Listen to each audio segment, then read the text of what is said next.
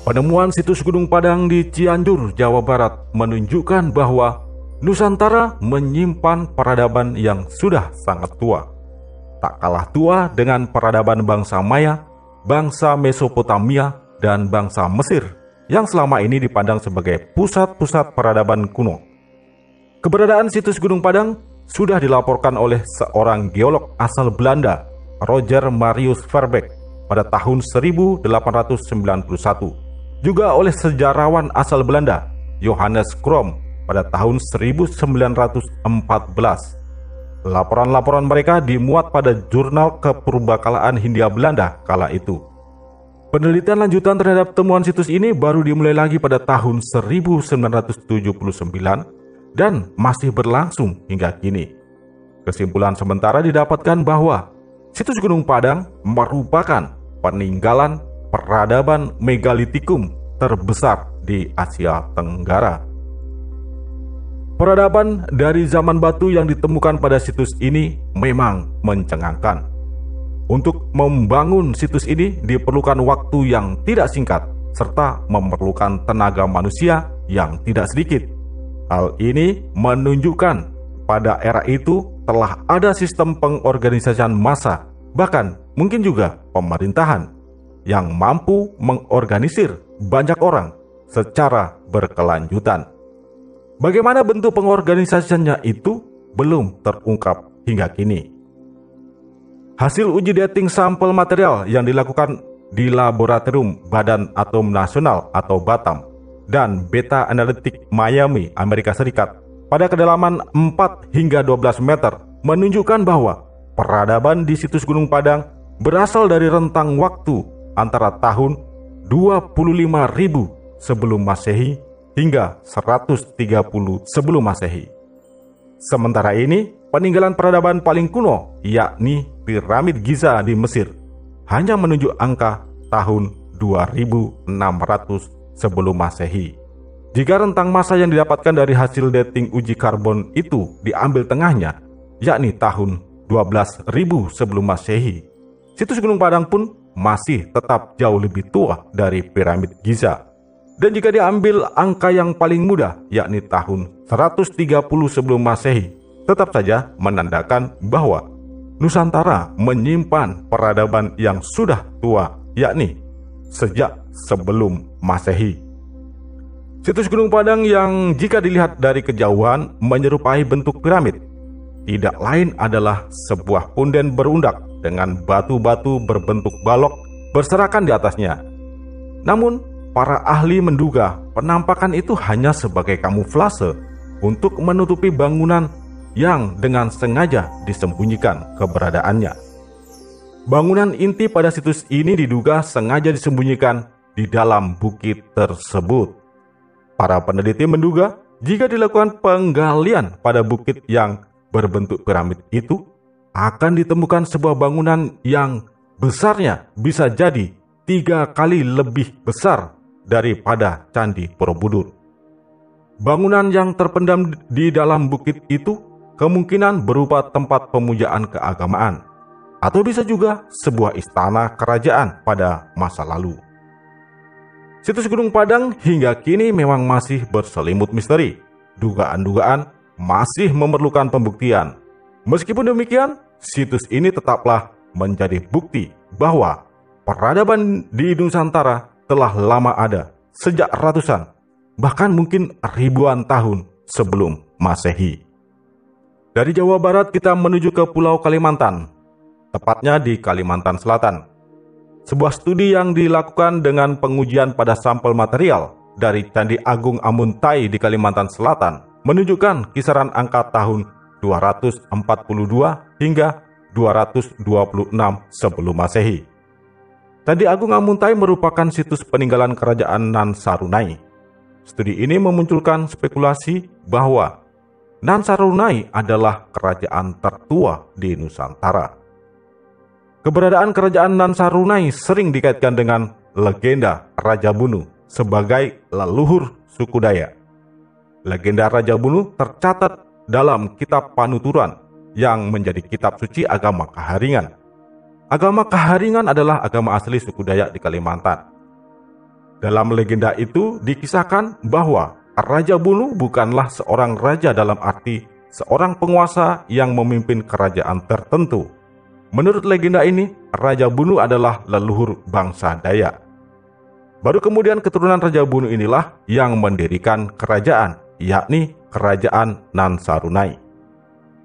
Pengujian usia sampel material memang tidak serta-merta dapat menyimpulkan bahwa usia material bangunan sama tuanya dengan peradaban yang membangun. Namun pun demikian, studi lain menunjukkan bahwa sebelum menjadi bentuk pemerintahan kerajaan, Nansarunai telah menjadi bentuk pemerintahan tradisional dari suku Dayak Maanyan. Pemerintahan tradisional itu tentu hanya mengatur kehidupan intern sukunya yang dipimpin oleh seorang kepala suku.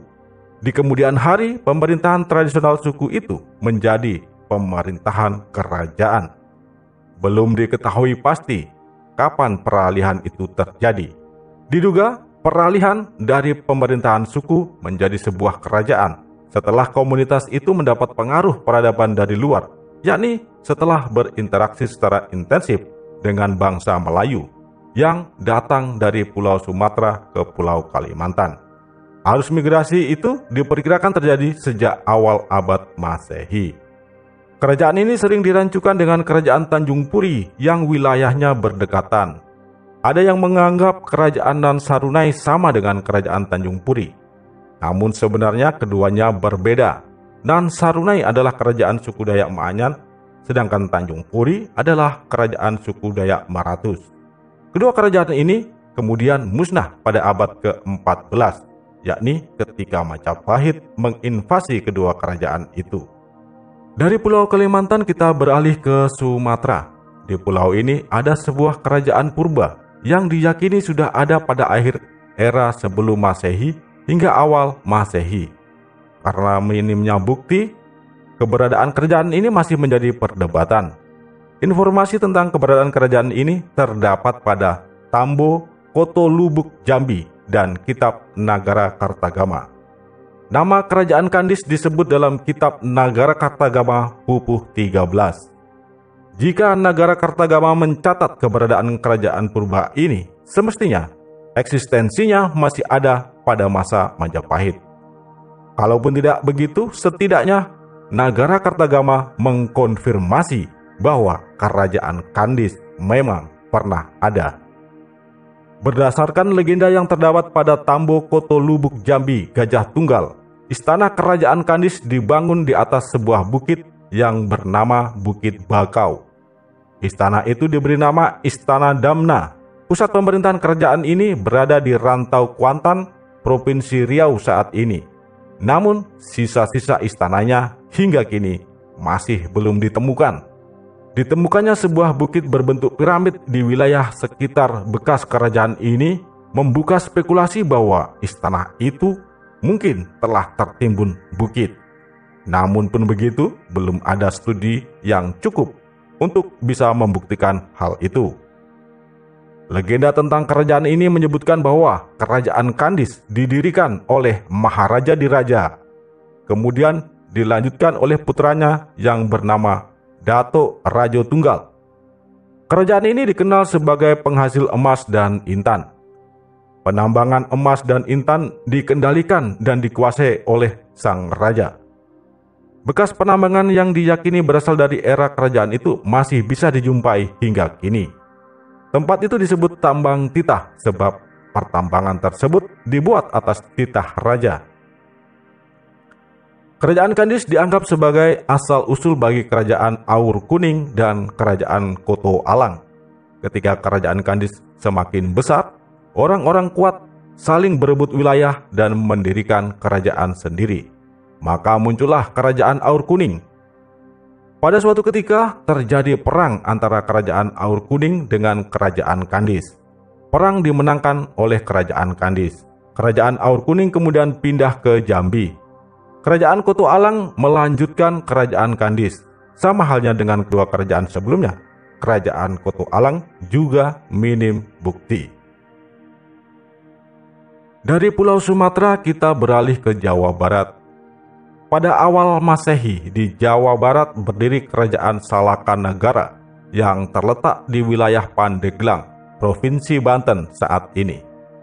Temuan-temuan artefak yang diduga peninggalan dari kerajaan ini berupa menhir di situs yang diduga bekas pusat kerajaan Salakanagara. Namun pun, temuan-temuan itu masih memerlukan kajian lebih jauh. Informasi tentang keberadaan kerajaan Salakanagara terdapat di dalam naskah Wangsakerta. Berdasarkan naskah Wangsakerta, kerajaan Salakanagara didirikan oleh Dewa Warman, seorang pedagang dari negeri Palawa, Hindia pada tahun 130 Masehi. Disebutkan bahwa kerajaan ini berpusat di Rajatapura. Naskah Wangsakerta mengisahkan bahwa sejarah kerajaan ini bermula ketika Dewa Warman bersama pengikut-pengikutnya tiba di sebuah kampung di kawasan yang sekarang dikenal dengan nama Teluk Lada. Teluk Lada berada di Pandeglang, Banten saat ini. Kampung Teluk Lada ketika itu dipimpin oleh seorang yang bernama Akitirem. Dewa Warman bersama pengikutnya menetap di kampung itu. Dewa Warman kemudian menikahi putri Akitirem yang bernama Dewi Pohaci Larasati. Setelah menikahi putri kepala kampung, Dewa Warman kemudian mendirikan kerajaan di tempat itu. Kerajaannya itu diberi nama Salakanagara. Sementara itu, adik pertama Dewa Warman yang bernama Bahadura Harigana mendirikan kerajaan Ujung Kulon. Sedangkan adik keduanya yang bernama Sweta Liman Sakti mendirikan kerajaan Tanjung Kidul. Kerajaan Ujung Kulon dan Kerajaan Tanjung Kidul menjadi bawahan Salakanagara. Kerajaan Salakanagara terkenal sebagai penghasil perak. Diduga kerajaan inilah yang disebut oleh Claudius Ptolemeus dengan Argire. Claudius Ptolemeus adalah seorang ahli geografi dari Mesir pada masa Kekaisaran Romawi. Di dalam bukunya yang berjudul Geografia yang diterbitkan tahun 150 Masehi, Ptolemeus menyebutkan sebuah negeri penghasil perak yang termasyhur. Negeri itu bernama Argire, terletak di dunia timur yang jauh di sebuah pulau yang bernama Labodia. Labodia mungkin yang dimaksudkan adalah Jawa Dwipa, sebutan untuk Pulau Jawa kala itu. Sedangkan Argire terkait dengan nama Akitirem. Benar tidaknya dugaan ini masih menjadi perdebatan. Dewa Warman memerintah selama 38 tahun, dari tahun 130 Masehi hingga 168 Masehi. Kemudian dilanjutkan oleh putranya Dewa Warman kedua. Kemaharajaan Salakanagara berlangsung hingga tahun 362 Masehi. Selama berdiri, Salakanagara pernah diperintah oleh dua Maharani, yakni Maharani Suramardini Warman Dewi yang memerintah sebagai Maharani ke-6 dan Spatikarnawa Marwan Dewi sebagai Maharani ke-9. Maharaja terakhir Salakanagara adalah Dewa Warman ke-8 yang memerintah dari tahun 348 hingga 362 Masehi. Dewa Warman ke-8 menikahkan kedua putrinya dengan dua Brahmana yang berasal dari India. Kedua Brahmana itu adalah Jayasingha Warman yang kemudian mendirikan kerajaan Tarumanegara dan Maharesi Sentanumurti yang kemudian mendirikan kerajaan Indraprahasta. Sepeninggal Dewa Warman ke-8, tahta dilanjutkan oleh putranya Dewa Warman ke-9, namun statusnya menjadi bawahan kerajaan Tarumanegara. Dari Pulau Jawa kita kembali ke Sumatera untuk menengok sebuah kerajaan yang keberadaannya disebut-sebut dalam kronik Tiongkok sejak masa dinasti Wu tahun 222 hingga 280 Masehi. Kerajaan itu adalah Kerajaan Koying. Menurut ensiklopedi Tungtin yang ditulis oleh Tuyu dari tahun 375 Masehi, penduduk kerajaan Koying berkulit gelap, giginya putih, matanya merah, dan baik laki-laki maupun perempuan tidak mengenakan pakaian. Berdasarkan analisis terhadap sumber-sumber dari Tiongkok, para ahli mempercayai bahwa kerajaan ini berada di alam kerinci. Nama kerajaan Koying kemungkinan sebenarnya adalah kerajaan kerinci. Hanya saja para pedagang yang melaporkan tidak dapat menyebutkan dengan tepat, sehingga yang tercatat adalah Koying. Tidak ada catatan tentang raja-raja yang pernah berkuasa di kerajaan ini.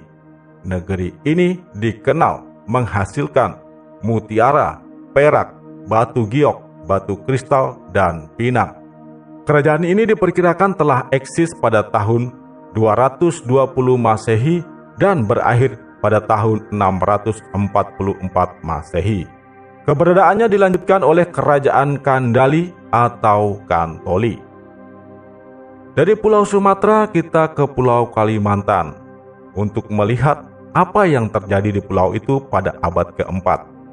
Di pulau itu pada tahun 350 Masehi berdiri Kerajaan Kutai Martadipura. Eksistensi kerajaan ini dibuktikan dengan penemuan prasasti-prasasti dalam bentuk yupa. Dari prasasti-prasasti itu diketahui bahwa Kutai Martadipura telah berdiri sejak tahun 350 Masehi dengan raja pertamanya bernama Kudungga. Kudungga awalnya adalah seorang kepala suku, namun setelah berinteraksi dengan pendatang dari India, kemudian memeluk Hindu dan membentuk struktur pemerintahan berupa kerajaan.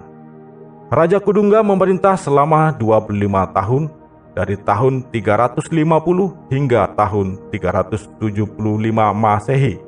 Kemudian digantikan oleh putranya bernama Aswawarman. Aswawarman memerintah selama 25 tahun dari tahun 375 hingga tahun 400 Masehi. Kemudian digantikan oleh putranya yang bernama Mulawarman Naladewa. Mulawarman Naladewa memerintah selama 46 tahun, yakni dari tahun 400 hingga tahun 446 Masehi. Dari prasasti-prasasti yang ditemukan, diketahui bahwa raja ketiga bernama Mulawarman Naladewa menyumbangkan 20.000 ekor sapi kepada para Brahmana dan sering mengadakan kenduri besar untuk rakyatnya. Berita dari prasasti itu menunjukkan bahwa rakyat di kerajaan ini hidup aman dan makmur karena diperintah oleh raja yang cakap, bijaksana, dan dermawan. Catatan tentang silsilah raja-raja Kutai Hindu ini tidak lagi ditemukan setelah era Mulawarman. Namun, kerajaan ini bertahan sampai tahun 1605 dengan raja terakhirnya Derma Satya. Kutai Martadipura berakhir setelah kalah dalam peperangan melawan kerajaan Kertanegara. Kerajaan Kutai Martadipura kemudian digantikan oleh Kutai Kertanegara yang bercorak Islam. Dari Pulau Kalimantan kita kembali ke Pulau Jawa. Pada masa yang hampir bersamaan dengan berdirinya Kerajaan Kutai Martadipura, di tataran Sunda muncul kerajaan baru bernama Tarumanagara. Keberadaan Kerajaan Tarumanagara didukung oleh informasi dari prasasti-prasasti yang ditemukan yang berasal dari masa itu. Catatan-catatan Tiongkok dan naskah Wangsakerta juga memberikan informasi bagi keberadaan kerajaan ini. Kerajaan Tarumanagara didirikan oleh seorang Brahmana yang berasal dari India bernama Raja Resi Jayasinghawarman pada tahun 358 Masehi.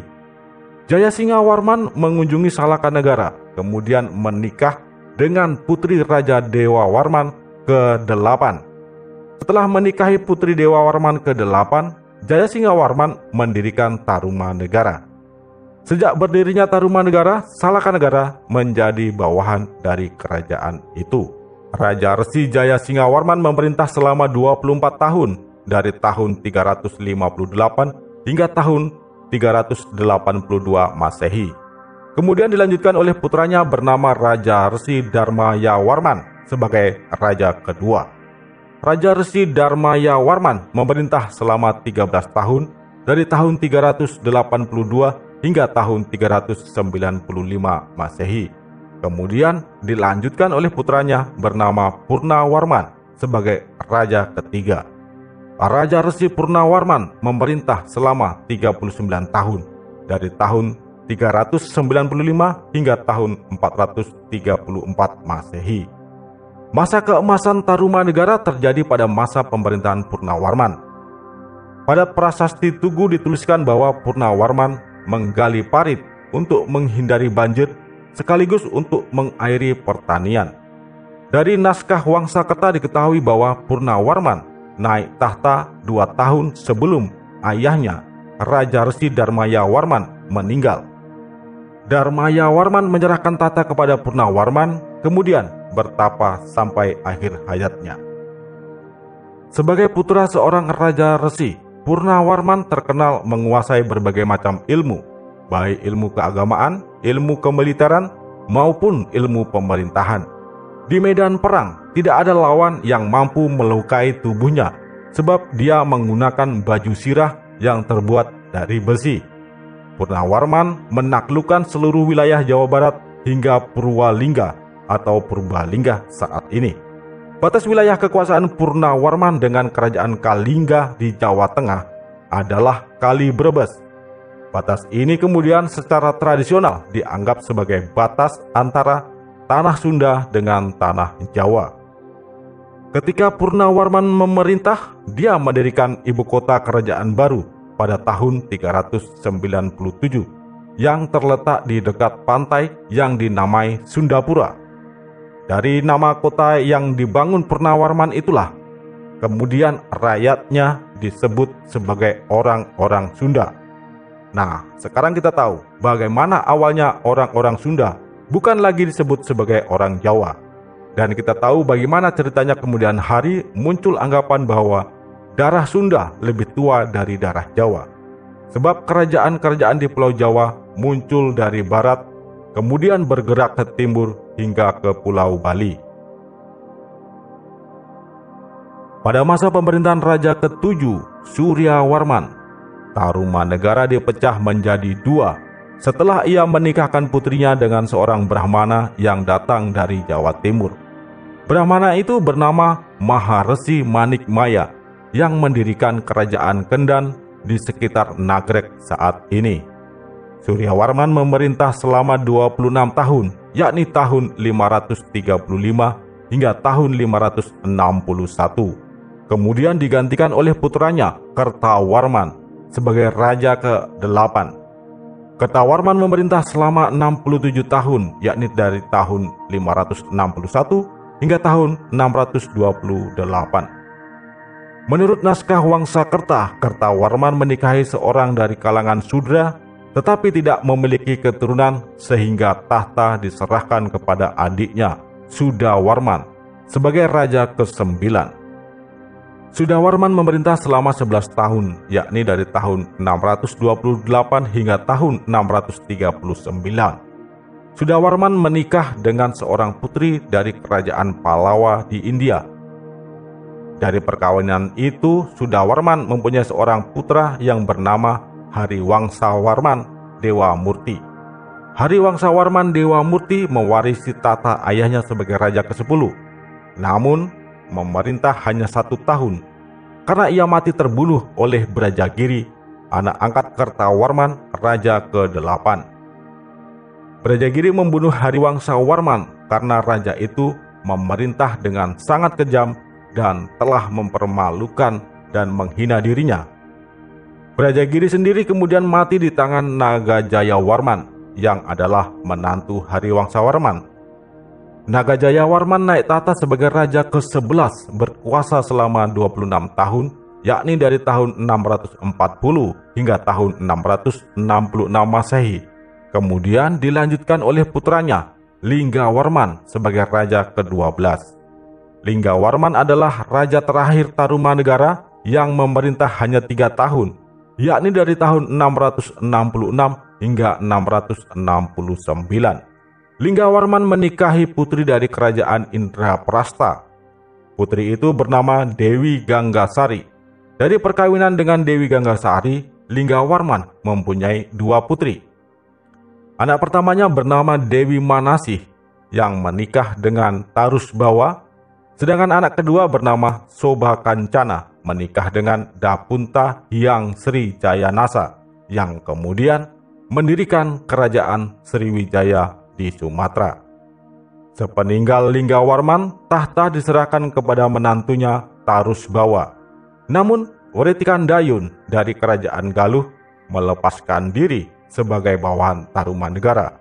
Begitu pula kerajaan-kerajaan bawahan yang lain menyusul. Tarusbawa tetap melanjutkan tahta mertuanya, tetapi mengganti nama kerajaannya dengan nama Kerajaan Sunda. Dari sinilah awal mula munculnya Kerajaan Sunda dan Kerajaan Galuh.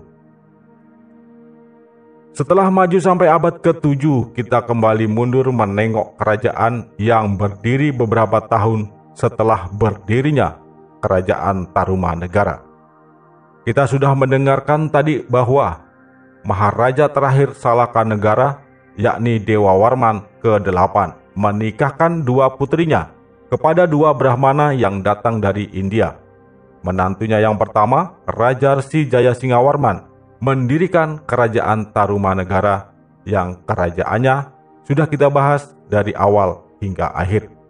Nah, kita sekarang akan membahas menantunya yang lain yang mendirikan Kerajaan Indraprahasta, yakni Maharesi Sentanumurti. Maharesi Sentanumurti berasal dari kawasan Sungai Gangga di India. Setelah menikahi Dewi Indari, putri Raja Salakanegara, pada tahun 398 Masehi, ia mendirikan Kerajaan Indraprahasta di Cirebon Girang yang berada di lereng Indrakila atau Gunung Cereme sekarang.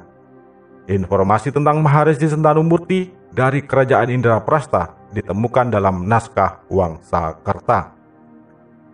Maharesi Sentanumurti menjadi raja pertama Indraprahasta dengan gelar Prabusi Indraswara Salaka Kreta Buwana yang memerintah selama 22 tahun dari tahun 398 hingga tahun 432 Masehi. Seperti sudah kita ketahui, pada tahun-tahun itu di Kerajaan Tarumanegara memerintah raja ketiga bernama Purnawarman yang adalah seorang maharaja Maharesi yang sangat kuat kekuasaannya. Awalnya kerajaan ini berdiri sendiri, namun pada akhirnya tunduk pada Tarumanegara. Maharesi Sentanumurti memiliki putra bernama Jayasatyanagara. Jayasatyanagara dinobatkan di Keraton Tarumanegara sebagai raja kedua Indraprahasta di bawah kemaharajaan Tarumanegara. Jayatanagara memerintah selama 23 tahun, yakni dari tahun 432 hingga tahun 454 Masehi. Dengan permaisurinya yang berasal dari kerajaan Malabar di India, Jayatanegara mempunyai anak bernama Wiryabanyu yang menjadi raja ketiga. Indraprahasta bertahan sampai raja ke-14 yang kemudian runtuh pada tahun 747 setelah terjadi ekspansi dari kerajaan Medang di bawah pemerintahan Raja Sanjaya. Apakah Anda masih ingat ketika kita membahas Kerajaan Tarumanegara? Raja ketujuh dari kerajaan itu, yakni Maharaja Suryawarman, mengawinkan seorang putrinya dengan seorang Brahmana yang berasal dari Jawa Timur, kemudian memberi wilayah kekuasaan untuk menjadi raja di Kendan. Brahmana yang menjadi menantu Raja Tarumanegara itu bernama Resi Mahaguru Manikmaya. Meskipun berasal dari Jawa Timur, namun Manikmaya sesungguhnya berasal dari India. Setelah menikahi putri Maharaja Suryawarman, Resi Mahaguru Manikmaya mendirikan Kerajaan Kendan yang lokasinya sekitar Nagrek saat ini. Kerajaan Kendan berdiri pada tahun 536 Masehi dengan raja pertamanya Maharesi Manikmaya. Manikmaya digantikan oleh putranya yang bernama Sang Baladiga Suraliman sebagai raja kedua yang memerintah dari tahun 568 hingga tahun 597 Masehi. Sebagai anak Maharsi, Sang Baladiga Suraliman menguasai banyak ilmu dan piawai dalam ilmu perang. Oleh karena itu, Sang Baladiga Suraliman juga menjadi panglima perang di kemaharajaan kakeknya, Raja Resi Suryawarman dari Tarumanagara. Sang Baladiga Suraliman menikahi seorang putri dari kerajaan Kutai Martadipura, keturunan Raja Mulawarman bernama Dewi Mutiasari.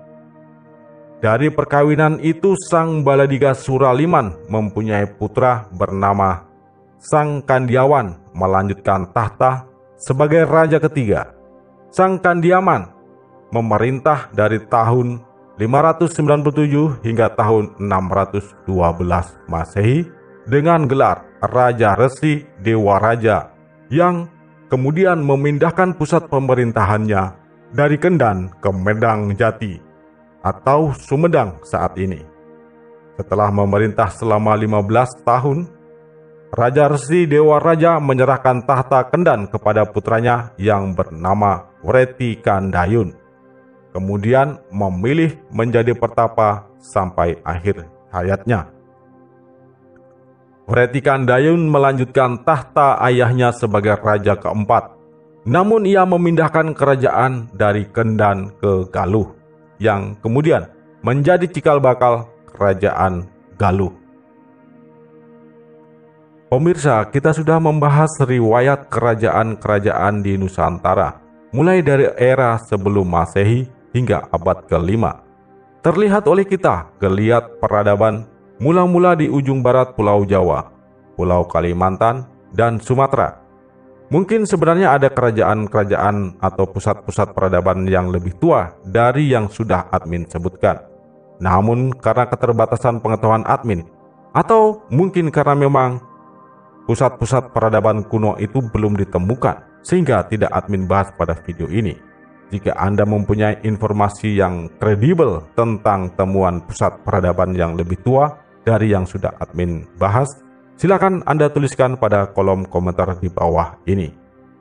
Pada layar admin tampilkan ringkasan munculnya kerajaan-kerajaan di Nusantara berdasarkan urutan waktu untuk memberikan gambaran yang lebih utuh keberadaan kerajaan-kerajaan itu. Kita masih akan membahas banyak lagi kerajaan yang muncul setelah tahun 500-an sebelum Masehi. Pada periode ini, ada bahasan yang menarik, yakni kerajaan Kalingga di Jawa Tengah dan Jawa Timur, kerajaan Dharmasraya dan Sriwijaya di Sumatera, kerajaan Panjalu di Jawa Timur, dan masih banyak lagi kerajaan lainnya. Namun itu semua tidak akan admin bahas pada video ini, sebab video ini sudah terlalu panjang. Anda pasti sudah bosan. Nantikan pembahasannya pada unggahan berikutnya. Pemirsa, terima kasih Anda sudah menyimak video ini. Mohon maaf jika ada kekurangan maupun kekeliruannya. Sebab tidak ada gading yang tidak akan retak, tidak ada manusia yang sempurna. Di atas langit masih ada langit, di atas ilmu masih ada ilmu. Jika Anda mempunyai saran, koreksi, dan tambahan informasi yang sifatnya membangun, silakan tuliskan pada kolom komentar. Bahasa yang kasar dan tidak pantas akan difilter oleh sistem.